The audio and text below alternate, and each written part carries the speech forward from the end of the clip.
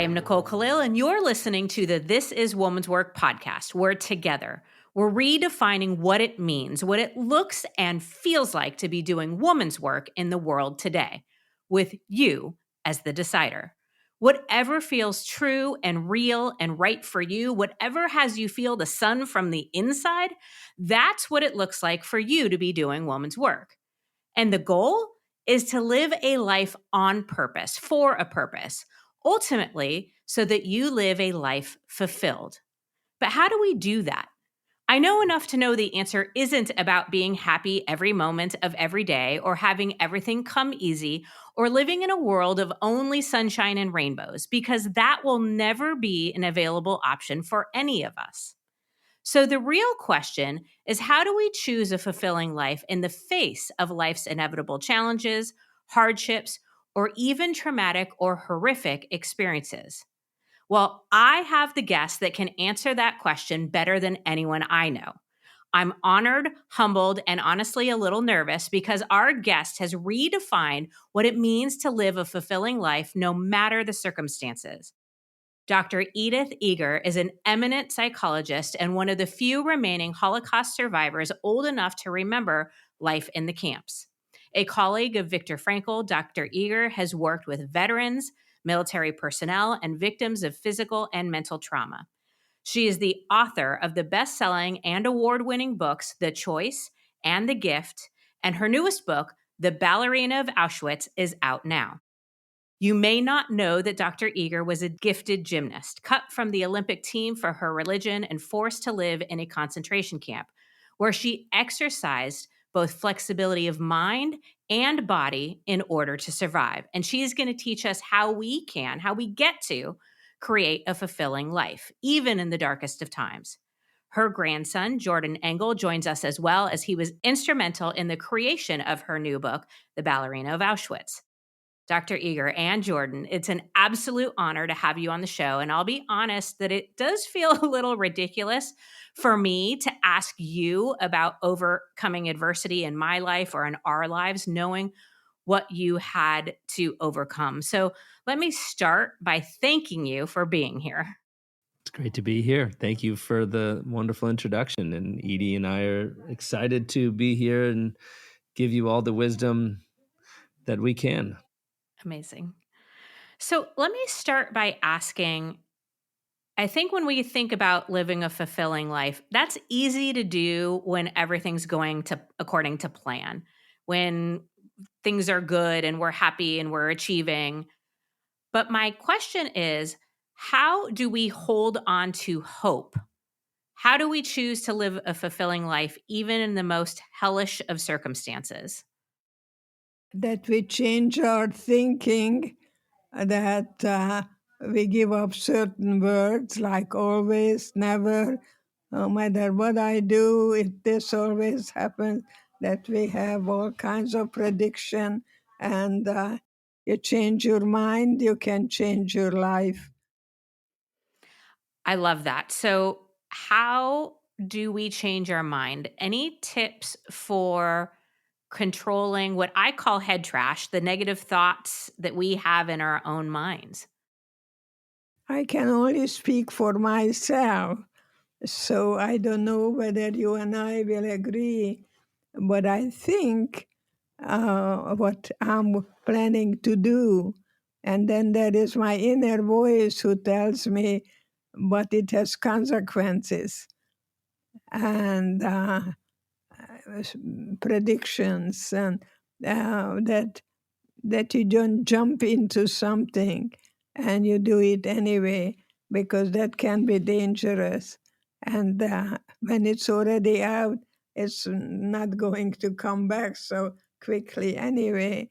So I think we need to think about our thinking a great deal, because what you think, chances are you're going to do it and change it into behavior that you may not want to have in a future. I think that's great advice. And when I think of thinking, I often think about what's going on in our mind, but there's also the feelings that come up. And I have to imagine and I'm just guessing here, that you must have felt anger, hurt, betrayal. There must have been a lot of really heavy, hard feelings based on your experiences. Even you, Jordan, I would imagine caring about your grandmother as you do and knowing what she had to live through, and even, things that anti-Semitism that may still happen today. What do we do with the feelings, the anger, when we face trauma or a horrific circumstance? How do we feel those but not let them overtake us? Uh, I think what we think is very important to see what it does for me uh, are the consequences of A, B, C, that you have a good talk with yourself, whether it's worthy of your time and effort to concentrate on the priorities and to do so, because once you do it, you already it's out. And what is that you want out? You have your private life, and then you have your public person. And so where is the genuine you? And I think that's important for you to have someone to be a good sounding board and Mhm. repeat what you're saying. Nicole, one of the things that Edie talks about, and you talk about the anger, is that she did experience anger and there was rage and there was something inside of her that had to the fire has to go somewhere. And a lot of people try to just put out the fire inside of themselves, and that just turns into a burning fire that is going to erupt, versus understanding that this fire is natural, is a part of who you are, is part of your defense mechanism. And Edie worked in her life to put that fire into her work, into her family, into ultimately writing her books. And it's not ever about removing the fire. It's not about not being angry. It's about focusing that anger and that fire into something productive in your life and into a purpose that is actually helping humanity and helping your fellow people, rather than allowing that fire and that anger to turn into something which might become bitterness and not helping people. And you look at Edie's life, and it's just a perfect example of how to not whitewash what happened to you, but how to come to terms with what happened to you Come to terms with it. and then put that into your life work. And it's her facing her past, which didn't happen immediately, mind you. But when she did do that work and came to terms with what happened to her, came to terms with what happened to her family, that she was able to become the more ethereal, impactful version of herself. See, I was on the advisory committee for the military, and as such, I would go to Washington twice a year or so. And this time I came Sunday because it started Monday, the meeting, but I didn't have anything to do, so I went to the Holocaust Museum. And so I found the GIs who liberated us, and then showed other countries like France and Germany. And then on the right side was a big picture, uh, meetings um, by Hungarians. And I think I didn't go back there a long time ago. And I thought that I saw myself And I still cannot tell you that I did or I imagined it. But the following day, I was with my cronies, my other um, professionals, and I told them and that I was among the dead, and I thought I was going to just die. But then I held someone's hand, and all I saw was a big lip. So Aisha gets up quickly. Oprah. He was black. He was black. This was when Edie did an interview with Oprah on Super Soul Sunday, and Oprah had the epiphany that Edie was liberated by an African American because in the 77th Infantry, the infantry that liberated Kunskirchen, where she was held captive at the end, uh, they worked with an all-black infantry, and so Edie, the first time Edie really saw a black face was the moment that she was liberated, and Wow. there's a very interesting and beautiful story about two oppressed people finding each other in a vital moment. Edie, I'm interested. You said that you were with your cronies in Washington and you told them that you had been in Auschwitz. What did they say? Did they know that that was part of your story? They just wanted me to talk and not to stop. And they were wonderful professionals as myself. We were colleagues. And Was that sometimes I hear from them as well, but I just had my 97th birthday, and I was always the oldest in that group myself. And I'm so happy to get to know you.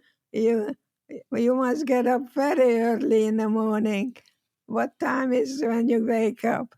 So I am not actually a morning person. I don't get up until 7 in the morning because I love my sleep and I'm able to do that.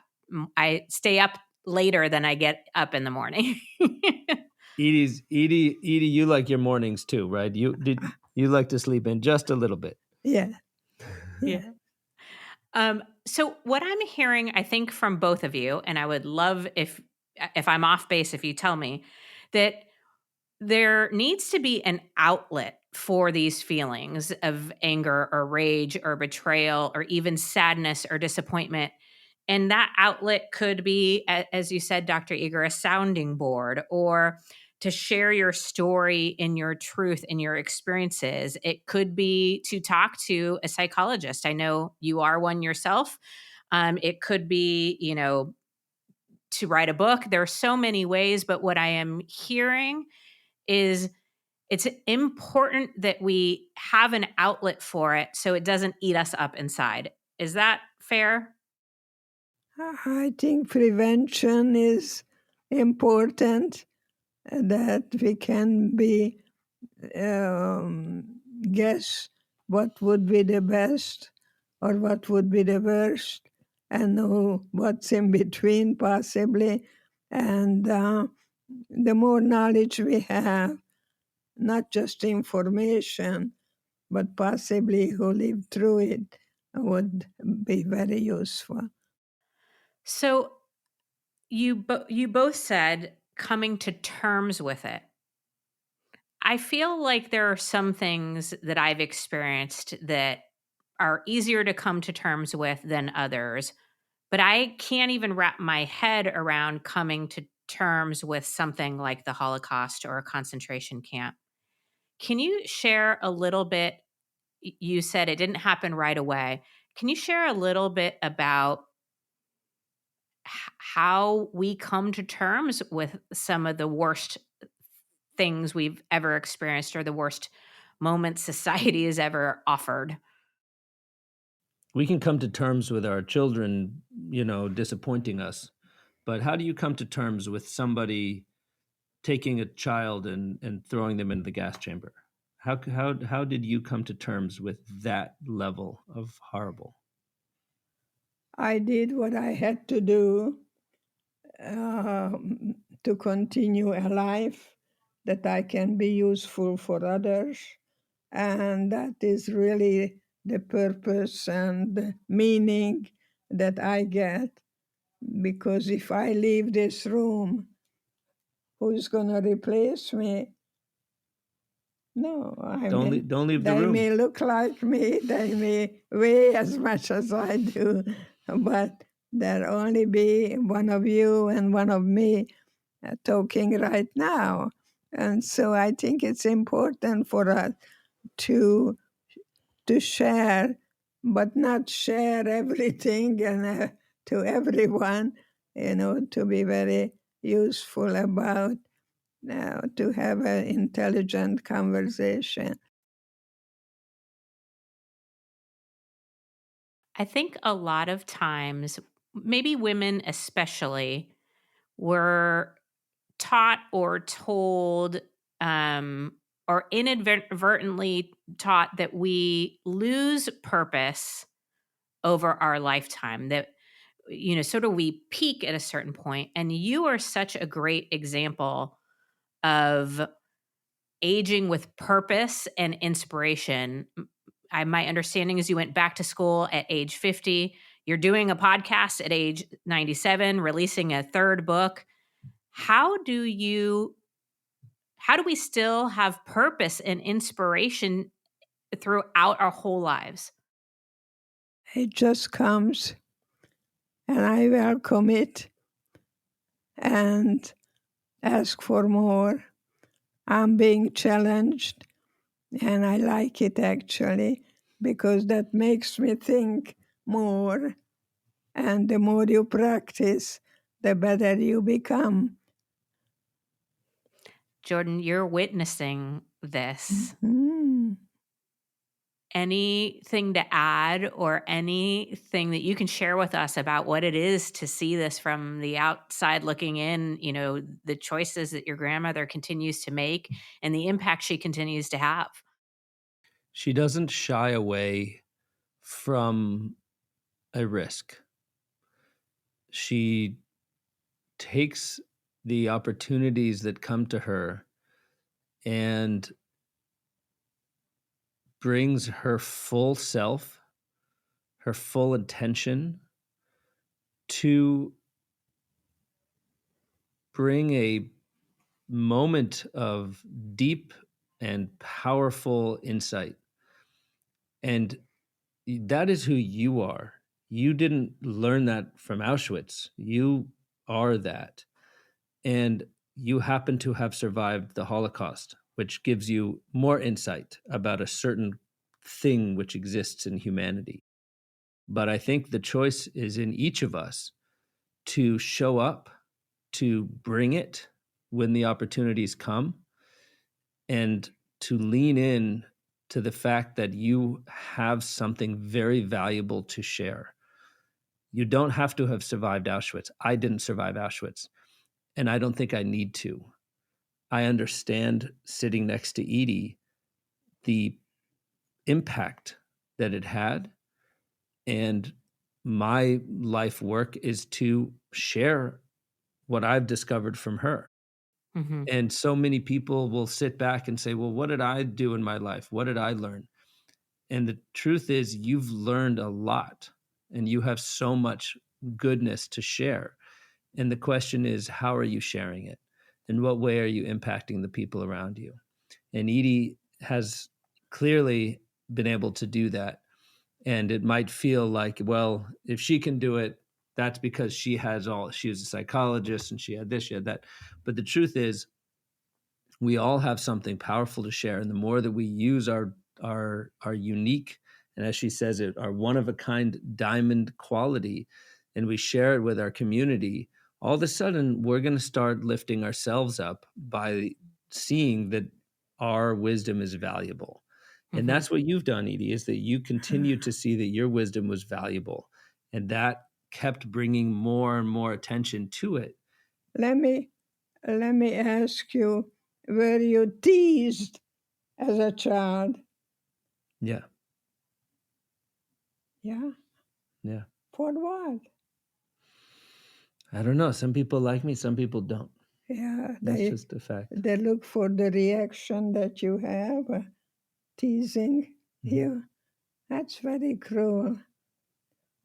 That it's human, you know. I think you were beyond teased, right? You were almost killed.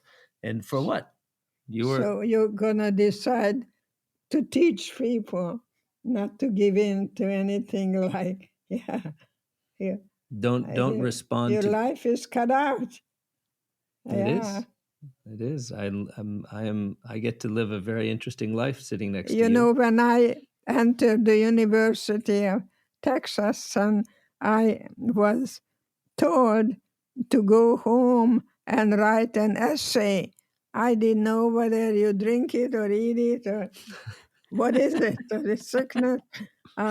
It says, well, it's like the old preacher. Tell them what you're going to say, and then say it, and then tell them what you said, and go home and do it. And that's exactly what I did. I'm going to say this, I'm going to do that, and then I'm going to bring it in, and hopefully I get an A+. Mhm. And that's exactly what happened. So, Jordan, you said something that I found interesting. You said that Edie came into the concentration camp with this already existing. And I think I might say this wrong, but I think people, myself included, might try to make it seem like Auschwitz is what turned Dr. Eger into who she is. But the reality is there's so many contributing factors throughout all of our life. So, Dr. Eger, I'm curious to learn from you. In addition to this horrific experience, what else had you create such a fulfilling life? What other experiences or choices contributed to who you are? Edie, she's wondering, you are not a survivor of the Holocaust. You are little Ditsuka. You are Edie. You are Grandma Ditsu. You are so many things in addition to being a survivor of the Holocaust. Multiple personalities. Yeah. Each phase. You're defined by so many phases in your life. And beliefs are, many people say, I believe in this, I believe in that. I think I like to say I have faith. I have faith that I am hopefully a good person for that person to show up for this person so we can have an intelligent dialogue. And all I have to say is, tell me more. Tell me more. So that actually leads perfectly to my next question. Where does curiosity fit into living a fulfilling life? Is curiosity important? I don't think I would have survived without curiosity. And I think that's a wonderful question. And I want to thank you that you're so brilliant to know how to use our very limited time. And I thank you so much. And hopefully, I think many people are listening to you as well.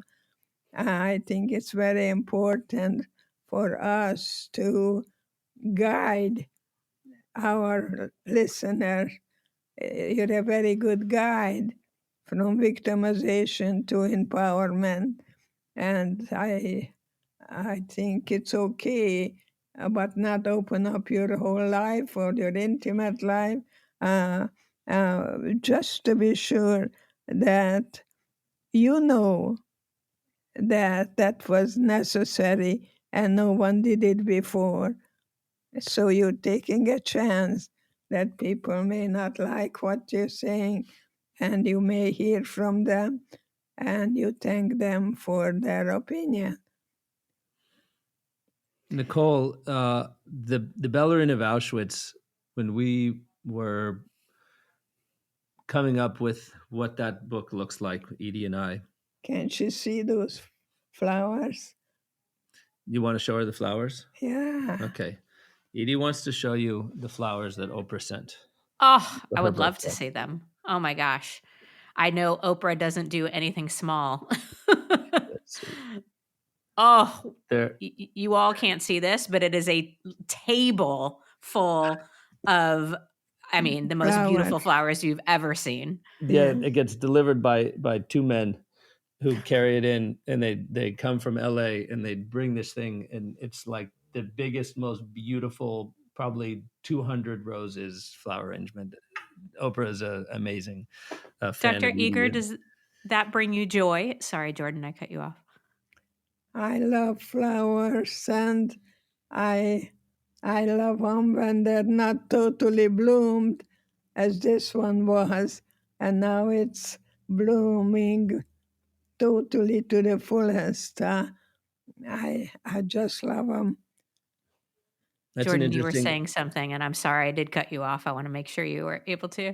So I was going to say something about imagination, and that imagination is one of the parts of Edie's story that comes up over and over again in terms of one of her tools that was in her chest about how to make it through. And from when she was a little girl, she was imagining herself as a dancer.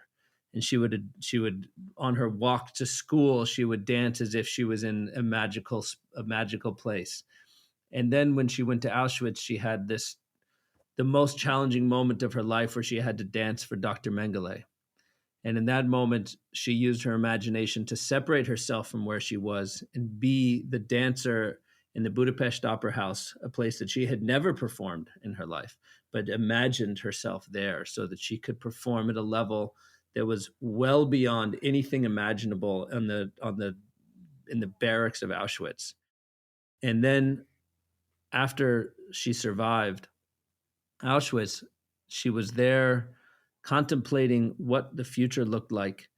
And in that moment, faced suicidal thoughts. And I don't know if you know this, but the suicide rate for survivors of Auschwitz was very high, was hundreds of thousands of survivors in the year or two after surviving that horror went on to take their own life.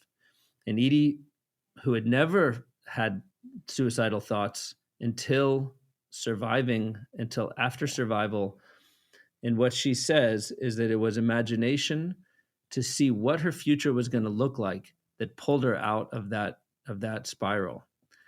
And I think from learning what I know of Edie and spending time with her, she spends a lot of time in her imagination. She's not a talker. She's a thinker and a dreamer. And so her mind is always imagining what is and what could be.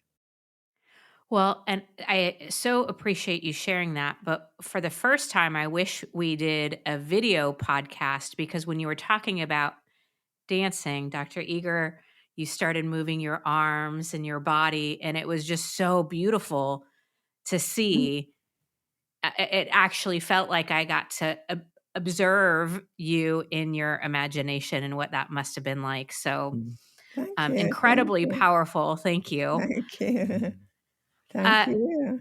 My last question is about the ballerina of Auschwitz.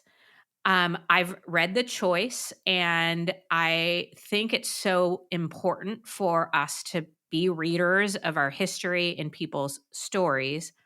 You had mentioned that this was being marketed, at least in the US, as a young adult, not version, but follow up of The Choice. It's a third book. But what are your thoughts about sharing this with younger audiences? Is this impactful? Is it scary? Is it important? I have my opinions, but I'm curious about yours. I think it's very important to hold ourselves responsible for what we have experienced And what we did with it, I think we owe it to them. It's our responsibility. So I do that all the time, that today I am living today. I don't live yesterday. I do remember. I do hope that you will not wipe it out either. But it's history. And without history, what would we do? If you forget that, um, I think it would be a loss, because you learn from history, because it's going to repeat it unless we stop it now. I think it's very important for us to let children know, and they will come and tell us more stories. And, let me see which one would be good. And you can say, well, let me tell you about the teacher that was not nice to me. I'm still crying about that. I don't know, just whatever you want children, hopefully, to use you for their own addition knowledge that they have now. So don't call me a shrink, call me a stretch. I love that. Jordan, anything to add from your perspective of the book? I think this book is uniquely set up to give a historical understanding of what happened in World War II to the Jewish people, but it doesn't give you the darkest hours of it. It definitely alludes to what happened and how horrible it was. But what uniquely separates this book from any other one that I've ever read about the Holocaust is how Edie used the Holocaust to discover her strength. And for so many of us, the trauma, the challenge, and the worst moments of our lives, we associate with the thing that kept us from who we are. Where Dr. Eger's book reveals that sometimes it is actually the challenge which shows the strength that you have in you, if only you decide to see it that way. And I think there is so much power, and you build so much trust in yourself when you know that you can recover from the worst, the most challenging, the hardest times. It gives us strength Mhm. for the future. I feel the most amount of gratitude for both of you being here on the show today. Thank you. I don't know if I've ever been more excited to have a guest on. And thank you for your courage, for sharing with us, for continuing even at age 97, for being such an incredible example. Thank you, thank you, thank you. And for those of you listening, the website is drediteger.com. The book is The Ballerina of Auschwitz. You can order it on Amazon or go to your local bookstore, and let's support them. And also, I want to make you aware that there is a live event on November 16th and 17th called Illuminate.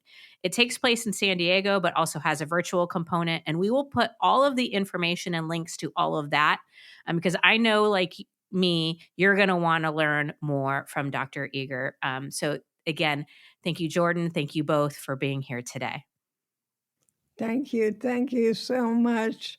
I will never forget you, and you can call me anytime, and we have another good talk. Thank you. Or call me anytime. I appreciate that. Thank you. Okay, as we wrap up, I think the biggest takeaway here is this. If someone who has lived through one of the darkest chapters in human history can talk about hope, joy, and fulfillment, then we all have the opportunity within ourselves to do the same, no matter what it is that we're facing. And it's not about comparing struggles, it's about learning how to move forward in spite of them. And as Dr. Eger so beautifully reminded us, we may have every reason to feel anger, sadness, or pain, but we also have the ability to choose how we respond. If you take nothing else away from our conversation today, let it be this: you always have a choice, and you can choose to live a life that fulfills you. And really, that choice is the foundation of what I mean when I say woman's work. It's about making the decision over and over to live authentically, with purpose, and in alignment with what lights you up from the inside. Because when you choose to live your truth, no matter the circumstances, well, that is woman's work.